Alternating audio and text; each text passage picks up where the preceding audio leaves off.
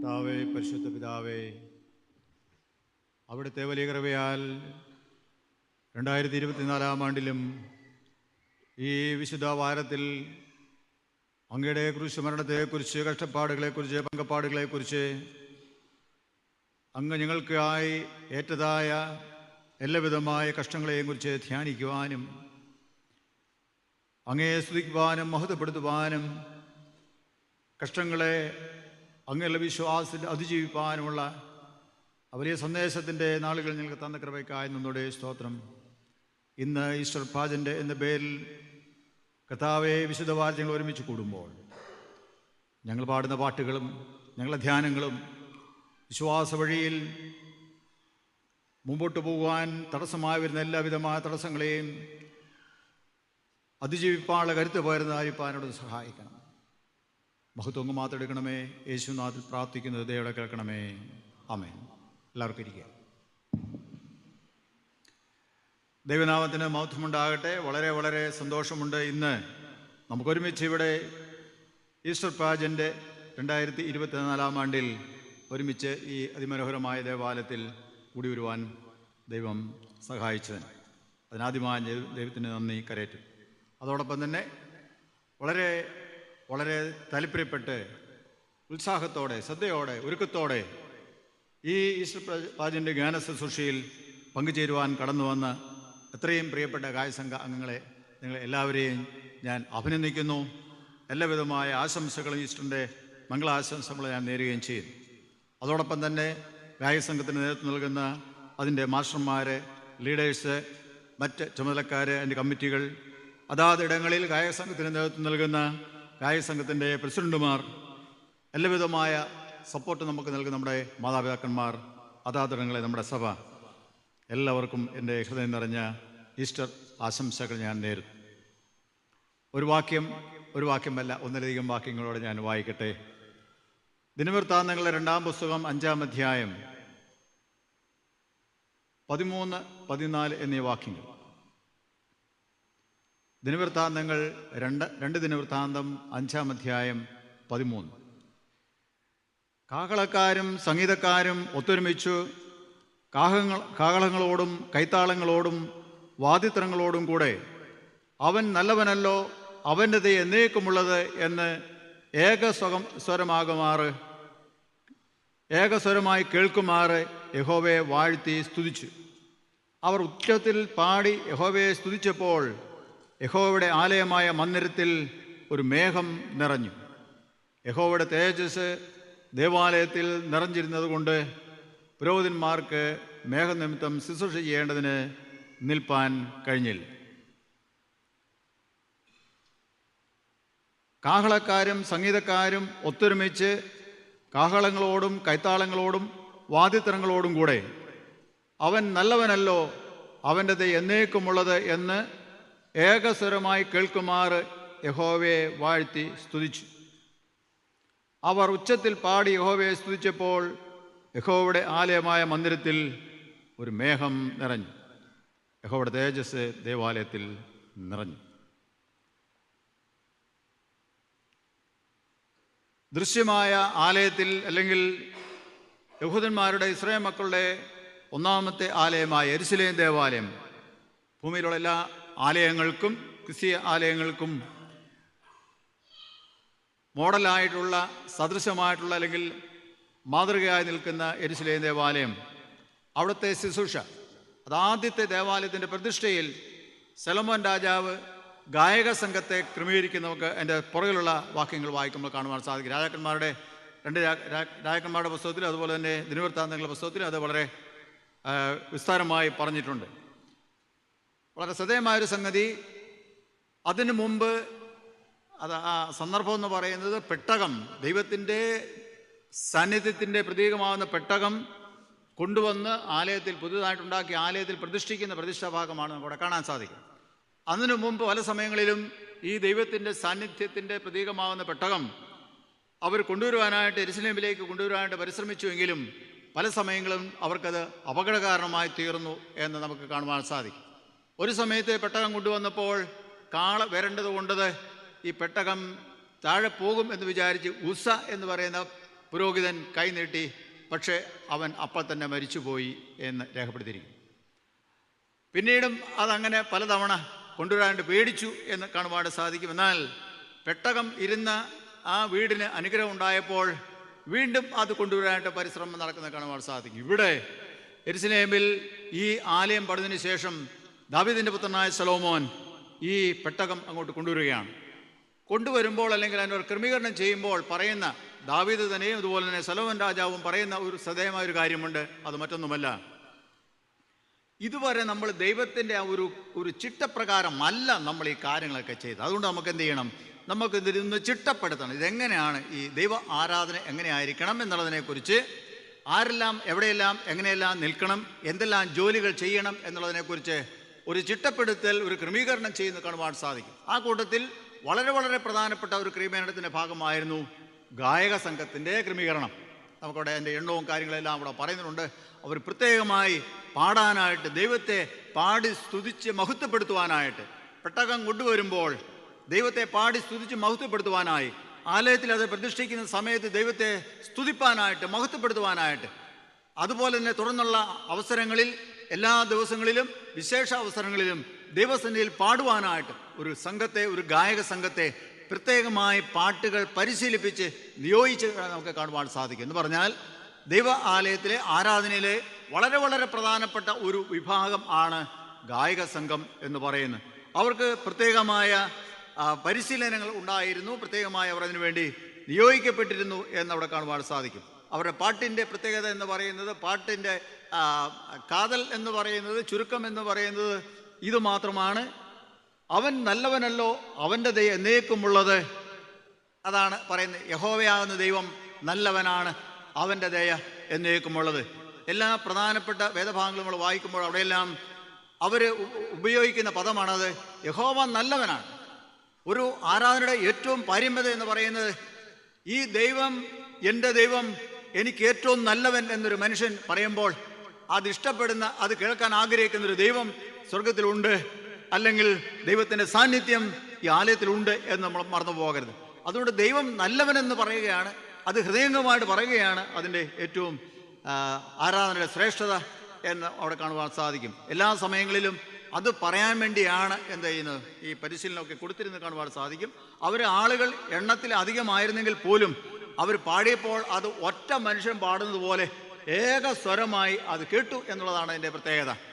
പല ആളുകൾ അനേകം ആളുകൾ ഒരുമിച്ച് വ്യത്യസ്തമായ വാദിത്തരങ്ങൾ കൊണ്ട്, ഗാന ഉപകരണങ്ങൾ കൊണ്ട്, അല്ലെങ്കിൽ സംഗീത ഉപകരണങ്ങൾ കൊണ്ട് അവയെ വായിച്ച് അവയെ മീട്ടി അവർ പാടിയപ്പോൾ ഒറ്റ സ്വരത്തിൽ കേട്ടു എന്നാണ്, അല്ലെങ്കിൽ ഏക സ്വരത്തിൽ കേൾക്കുമാറ് അവർ പാടിയെന്നാണ്. 10 പേര് പാടിയാൽ 11 രീതിയിലല്ല, 10 പേര് പാടിയാൽ ഒറ്റ രീതിയിൽ, ഒറ്റ ട്യൂണിൽ അത് കേൾക്കുന്നവർക്ക് എല്ലാവർക്കും മനസ്സിലാകുമായിരുന്നു എന്നവിടെ രേഖപ്പെടുത്തിയിരിക്കുന്നു. പ്രിയമുള്ളവരെ, നമ്മുടെ ഗായക സംഘത്തിൻ്റെ ആ രീതികളൊക്കെ നോക്കുമ്പോൾ നമുക്ക് ഇതുമായിട്ട് വളരെ ചേർന്ന് പോകുന്ന നമുക്ക് കാണുവാൻ സാധിക്കും. നമ്മൾ പാടുമ്പോൾ നമുക്ക് വിവിധങ്ങളായ രീതികളുണ്ട്. വ്യത്യസ്തമായ ആളുകളാണ്, പ്രായത്തിലുള്ളവരാണ് പാടുന്നതെങ്കിൽ പോലും, വ്യത്യസ്തമായ രാഗങ്ങളിൽ നമ്മൾ പാടുന്നെങ്കിലും, വ്യത്യസ്തമായ ഉപകരണങ്ങൾ ഉപയോഗിക്കുന്നെങ്കിലും അതിനൊരു ഏകതയുണ്ട്. ഏകസ്വരത്തിലാണ് നമ്മൾ പാടുന്നത്. അതാണ് അതിൻ്റെ പ്രത്യേകത എന്ന് പറയുന്നത്. ഞാൻ പറഞ്ഞു വരുന്നത്, ഗാനശുശ്രൂഷ എന്ന് പറയുന്നത് വളരെ വളരെ പ്രധാനപ്പെട്ടതാണ്. ദൈവം അത് ആഗ്രഹിക്കുന്നത്. വളരെ ചിട്ടപ്പെടുത്തിയ ആരാധന, ചിട്ടപ്പെടുത്തിയ ഗാനശുശ്രൂഷ ദൈവം എപ്പോഴും ആഗ്രഹിക്കുന്നു. അതിൽ പ്രസാദിക്കുന്ന ഒരു ദൈവമാണ്.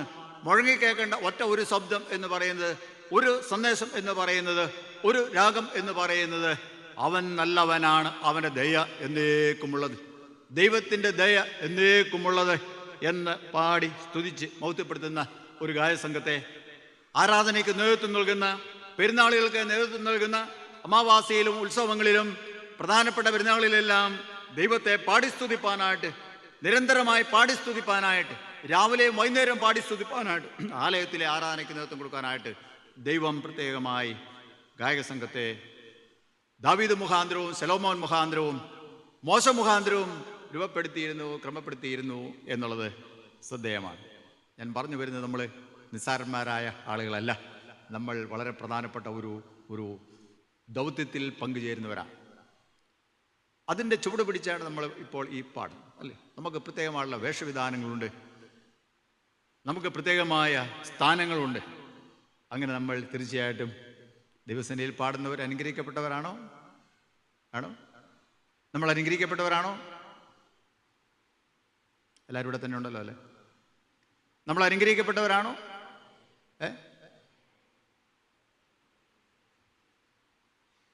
സംശയമാണ്. പറയണം. അതാണ് നമ്മുടെ ജീവൻ എന്ന് പറയുന്നത്. അതാണ് നമ്മുടെ ജീവൻ എന്ന് പറയുന്നത്. നമ്മൾ വെറുതെ ഒരു പാട്ടുകാരല്ല, നമ്മൾ ജീവിക്കുന്ന ദൈവത്തിൻ്റെ പാട്ടുകാരാണ്, സ്വർഗസ്ഥനായവൻ്റെ പാട്ടുകാരനാണ്. തീർച്ചയായിട്ടും ആ ഒരു ബോധം നമ്മുടെ ഉള്ളിൻ്റെ ഉള്ളിൽ നമ്മൾ എപ്പോഴും കെടാതെ സൂക്ഷിക്കേണ്ടതാണ്. നമ്മൾ സാധാരണ പാട്ടുകാരല്ല, നമ്മൾ ജീവനുള്ള ദൈവത്തെ ആരാധിക്കുന്ന ഗായക സംഘത്തിൻ്റെ പാട്ടുകാരാണ്. നമുക്ക് ചില ഉദ്ദേശങ്ങളുണ്ടെങ്കിൽ, നമ്മളെക്കുറിച്ച് ചില ഉദ്ദേശങ്ങളുണ്ട്.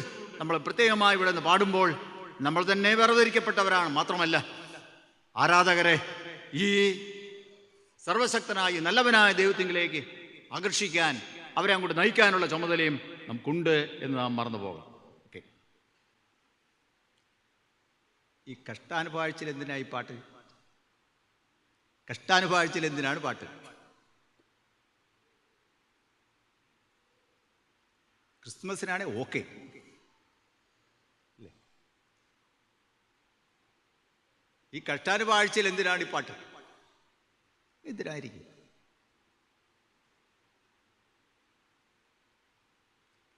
കഷ്ടം അനുഭവിക്കുന്ന തൊട്ട് മുമ്പ് പാടിയതായിട്ട് പറഞ്ഞിട്ടുണ്ട്. അവർ സ്തോത്രം പാടിയ ശേഷം എന്ത് ചെയ്തു? അവർ യെരുശലേമിലേക്ക് പോയി, ഒലിവുമലയ്ക്ക് പോയി, യെരുശലേമിലേക്ക് പാട്ട് പാടിപ്പോയി. അവർ അങ്ങനെ കാര്യങ്ങളൊക്കെ കാണാൻ സാധിക്കും. അവിടെ ഭയങ്കര സന്തോഷത്തിൻ്റെ അവസരമാണ്. പക്ഷേ കഷ്ടാനുഭവത്തിൽ എന്തിനാ പാട്ട്? എന്തായിരിക്കും? ഈസ്റ്റർ പാചന്യത്തിന്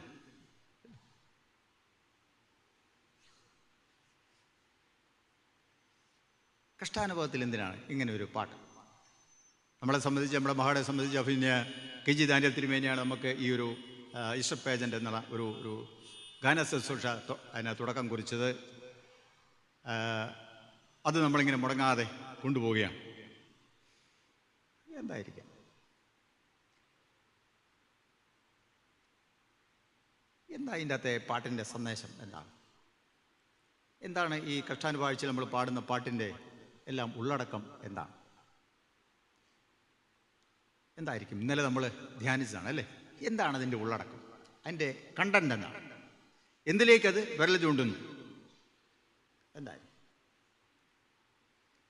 പാട്ടിൻ്റെ ആ ലൈൻ പാടിയപ്പോൾ നിങ്ങൾ ശ്രദ്ധിച്ചിട്ടുണ്ടോ?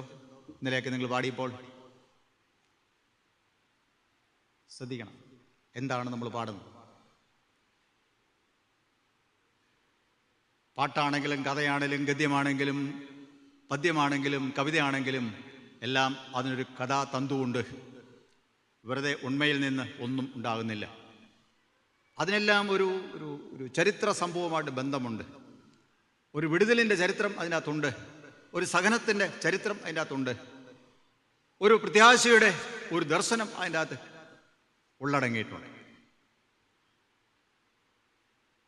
അങ്ങനെയാണെങ്കിൽ കഷ്ടാനുഭവത്തിൽ എന്താണ് നമ്മൾ പാടുന്നതിൻ്റെ സാരം എന്താണ്? ഓക്കെ, ഞാൻ ഇന്നത്തെ എൻ്റെ ധ്യാനത്തിനായിട്ട് വേറൊരു വാക്യം കൂടെ ഞാൻ വായിക്കുന്നുണ്ട്. നമ്മളിന്ന് പാഠമായിട്ട് വായിച്ചത്, രണ്ടാം പാഠം വായിച്ചത് എബ്രായ ലേഖനത്തിൽ 9-ാം അധ്യായത്തിലായിരുന്നല്ലോ. അതിൻ്റെ 11-ാം അധ്യായത്തിലാണ്. എബ്രായ ലേഖനം 11-ാം അധ്യായമാണ് ഞാൻ ഇപ്പം വായിക്കുന്നത്. വിശ്വാസം എന്നതോ ആശിക്കുന്നതിൻ്റെ ഉറപ്പും കാണാത്ത കാര്യങ്ങളുടെ നിശ്ചയവും ആകുന്നു. അതിനാലല്ലോ പൂർവന്മാർക്ക് സാക്ഷ്യം ലഭിച്ചത്. 7-ാം വാക്യം തൊട്ട്, വിശ്വാസത്താൽ നോഹ അതുവരെ കാണാത്തതിനെക്കുറിച്ച് അരുളപ്പാടുണ്ടായിട്ട് ഭയഭക്തി പൂണ്ട് തൻ്റെ കുടുംബത്തിൻ്റെ രക്ഷയ്ക്കായിട്ട് ഒരു പെട്ടകം തീർത്തു.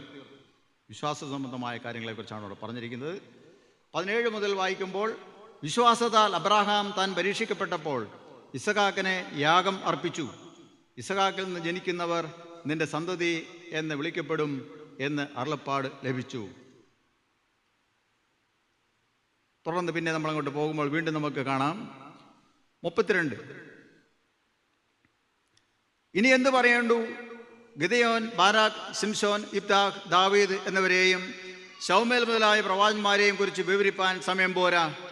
വിശ്വാസത്താൽ അവർ രാജ്യങ്ങളെ അടക്കി, നീതി നടത്തി, വാഗ്ദത്തം പ്രാപിച്ചു, സിംഹങ്ങളുടെ വായടച്ചു, തീയുടെ ബലം കെടുത്തു, വാളിൻ്റെ വായ്ക്ക് തെറ്റി, ബലഹീനതയിൽ ശക്തി പ്രാപിച്ചു, യുദ്ധത്തിൽ വീരന്മാരായി തീർന്നു, അന്യന്മാരുടെ സൈന്യങ്ങളെ ഓടിച്ചു, സ്ത്രീകൾക്ക് തങ്ങളുടെ മരിച്ചവരെ ഉയർത്തെഴുന്നേൽപ്പിനാൽ തിരികെ കിട്ടി. മറ്റു ചിലർ ഏറ്റവും നല്ലൊരു ഉയർത്തെഴുന്നേൽപ്പ് ലഭിക്കേണ്ടതിന് ഉദാഹരണം കൂടാതെ കൈക്കൊള്ളാതെ ഭേദ്യമേറ്റു. വേറെ ചിലർ പരിഹാസം, ചമ്മട്ടി, ചങ്ങല, തടവ് ഇവയാലുള്ള പരീക്ഷ അനുഭവിച്ചു. കല്ലേറേറ്റു, ഈർച്ചവാളാൽ അറുക്കപ്പെട്ടു, പരീക്ഷിക്കപ്പെട്ടു, വാളാൽ കൊല്ലപ്പെട്ടു. ജടയാടുകളെയും കോലാടുകളെയും തോൽ ധരിച്ചു. ബുദ്ധിമുട്ടും ഉപദ്രവവും കഷ്ടവും സഹിച്ചു. കാടുകളിലും മലകളിലും ഗുഹകളിലും ഭൂമിയുടെ വിളർപ്പുകളിലും ഉഴന്ന് വലഞ്ഞു. ലോകം അവർക്ക് യോഗ്യമായിരുന്നില്ല. ലോകം അവർക്ക് യോഗ്യമായിരുന്നില്ല. വിശ്വാസത്തിൻ്റെ അധ്യായമാണ് നമ്മളിവിടെ വായിക്കുന്നത്. പ്രായലേഖനം 11-ാം അധ്യായം. വിശ്വാസത്താൽ എന്തെല്ലാം ചെയ്യുന്നു, എന്തെല്ലാം പ്രവർത്തിച്ചു എന്നുള്ളതിനെക്കുറിച്ചും എന്തെല്ലാം ചെയ്യാൻ സാധിക്കും എന്നുള്ളതിനെക്കുറിച്ചാണ് അവിടെ പറഞ്ഞിരിക്കുന്നത്. ഈസ്റ്ററിൻ്റെ കാലഘട്ടങ്ങൾ നമ്മൾ ധ്യാനിക്കുന്നത് യേശുവിൻ്റെ കഷ്ടങ്ങളെയും കുറിച്ചും പ്രയാസങ്ങളെയും കുറിച്ചും പങ്കപ്പാടുകളെക്കുറിച്ചും നമ്മൾ ധ്യാനിക്കുമ്പോൾ നമ്മൾ ഓർക്കേണ്ട സംഗതി, അതിൻ്റെ സാരം എന്ന് പറയുന്നത്, എങ്ങനെയാണ് കഷ്ടങ്ങളിലൂടെ പ്രയാസങ്ങളിലൂടെ ഒരു വിശ്വാസി, ഒരു ദൈവ പൈതൽ മുമ്പോട്ട് പോകുന്നത്, യാത്ര ചെയ്യുന്നത് എന്നുള്ളതാണ്. എന്തെല്ലാം കഷ്ടങ്ങൾ അവൻ അഭിമുഖീകരിക്കേണ്ടി വരും എന്നുള്ളതാണ്. അവൻ നിൽക്കുന്ന വിശ്വാസത്തിൽ, അവൻ സ്വീകരിക്കുന്ന വിശ്വാസത്തിൽ, നമ്മുടെ സാധാരണ ഭാഷ പറഞ്ഞ നിലപാടുകളിൽ, സത്യസന്ധമായ നിലപാടുകളിൽ അത് നിലനിൽക്കണമെങ്കിൽ അവൻ എന്തുമാത്രം, അവൻ്റെ പാതകൾ എത്രമാത്രം വൈഷമ്യമേറിയതാണ് എന്നിവിടെ രേഖപ്പെടുത്തിയിരിക്കുന്നു. ലോകം ഒരു വിശ്വാസിക്ക് യോഗ്യമല്ല എന്നവിടെ പറഞ്ഞിരിക്കുന്നു. വിശ്വാസി എന്ന് പറഞ്ഞ ആരാണ്? ക്രിസ്തുവിനെ സാക്ഷിക്കുന്ന ഞാനും നിങ്ങളും, പാടുന്ന ഞാനും നിങ്ങളും. നമുക്ക് നമ്മുടെ ജീവിതം, നമ്മൾ ജീവിക്കുന്ന ഈ ലോകം എന്ന് പറയുന്നത് നാം പ്രത്യാശ വയ്ക്കുന്ന ലോകവുമായി യാതൊരു ബന്ധവുമില്ല എന്ന് മറന്നു പോകരുത്. നാം വിശ്വസിക്കുന്ന, നാം പ്രത്യാശ വച്ചിരിക്കുന്ന ലോകവുമായി അല്ലെങ്കിൽ സ്വർഗരാജ്യവുമായി നമുക്ക് ഈ ലോകവുമായിട്ട് യാതൊരു ബന്ധവുമില്ല, ബന്ധം ഉണ്ടാകാനും പാടില്ല.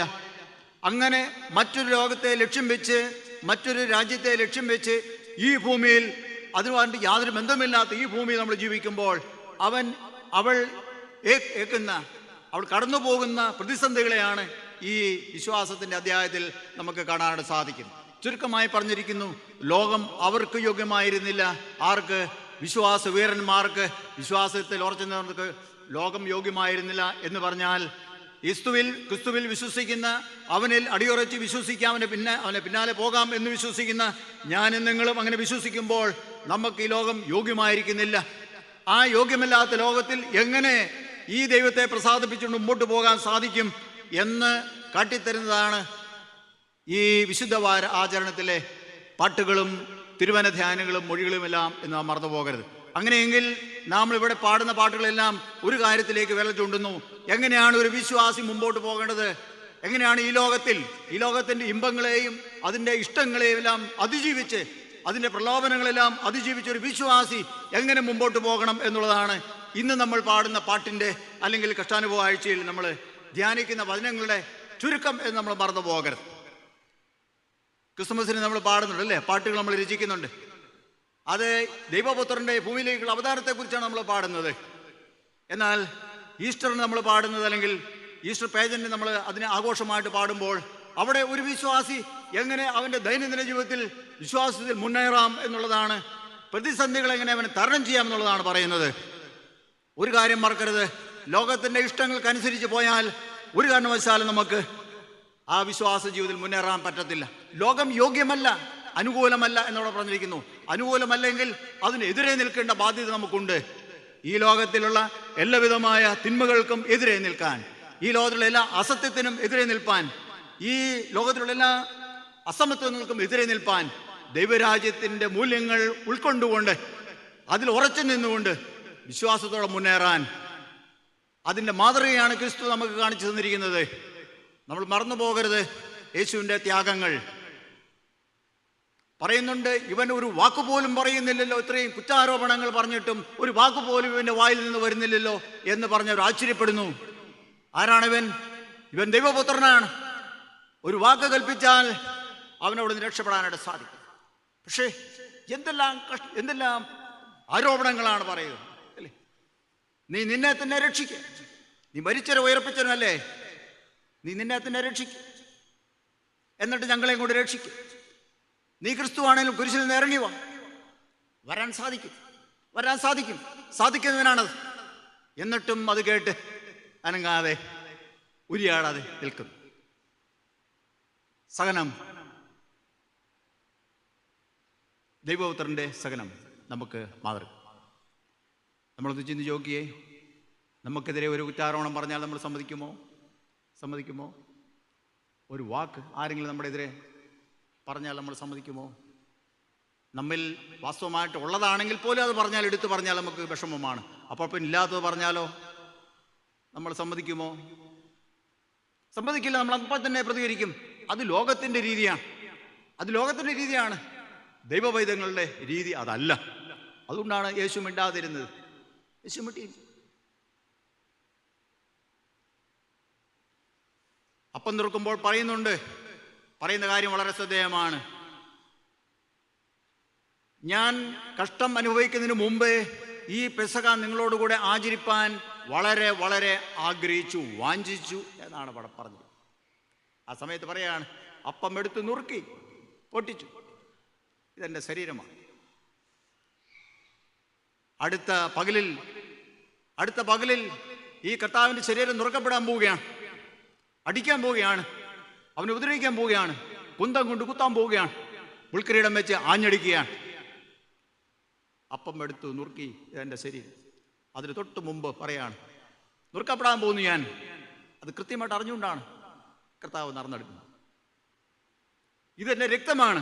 മുന്തിരി വീഞ്ഞെടുത്തിട്ട് പറയാണ്, ഇതെൻ്റെ രക്തം. പിറ്റേ ദിവസം രക്തം ചൊരിയുകയാണ്. അത് കൃത്യമായിട്ട് അറിയാം, രക്തം ചൊരിയുന്നു എന്നറിയാം. അതാണ് കർത്താവ് പറഞ്ഞ ഗെത്സമനയിലെ പ്രാർത്ഥനയുടെ സാരം.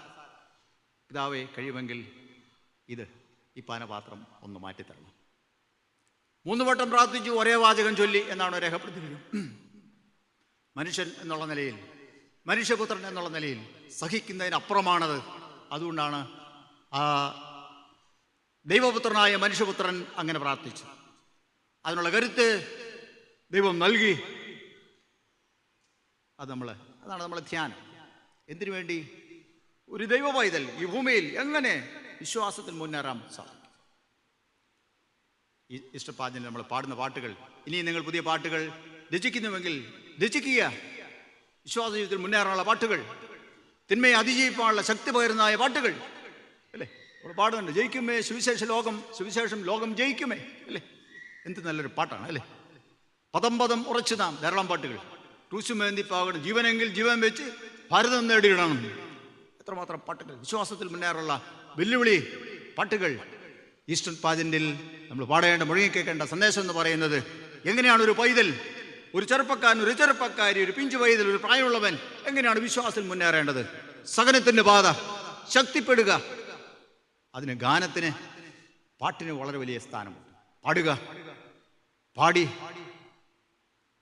സഹവൃന്ദങ്ങളെ പ്രോത്സാഹിപ്പിക്കുക. എന്തിനു വേണ്ടി?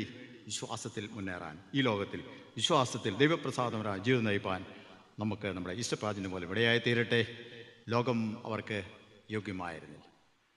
ഇപ്പോൾ പിതാവായ ദൈവത്തിനും പുത്രനായ ദൈവത്തിനും പരിശുദ്ധാത്മാവായ ദൈവത്തിനും സകല ബഹുമാനമഹത്വവും കലാവസാനം കൂടെ ഉണ്ടായിരിക്കുമാറാകട്ടെ.